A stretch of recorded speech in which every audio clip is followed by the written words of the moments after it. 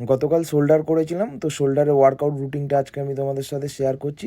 তো এই রুটিনটা তোমরা ফলো করলে তোমাদের শোল্ডারটা এরকমই পাম্প হবে। স্টার্ট করেছিলাম সুমিত মেজিং শোল্ডার প্রেস দিয়ে।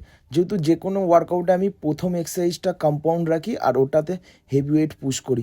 তারপরের ওয়ার্কআউটটা ছিল খুব অ্যাডভান্স লেভেলের একটা exercise, single and unilateral shoulder press, যেটা আমি ডাম্বেলে করছিলাম। এটা আমাদের মাসল মাস এবং স্ট্রেংথ বাড়ানোর জন্য খুব ভালো একটা ওয়ার্কআউট। তারপর চলে গেছিলাম যেটা ছিল ড্রপ সেট, আমাদের ল্যাটারাল রেস, এটা আমি সিটেটে পারফর্ম করছিলাম। ওয়েটটা ছিল প্রথমে 10 কেজি দিয়ে ম্যাক্সিমাম রেপিটেশন, তারপর ওয়েটটা ড্রপ করে 7 কেজি, দেন 5 কেজি দিয়ে স্টিল ফেলিয়ার অবধি রেপিটেশন পারফর্ম করেছিলাম।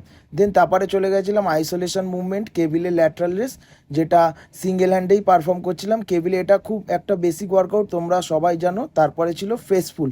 ফেসফুলের টোটাল আমি করেছিলাম 5 সেট, এটা রিয়ার ডেলের একটা কম্পাউন্ড মুভমেন্ট।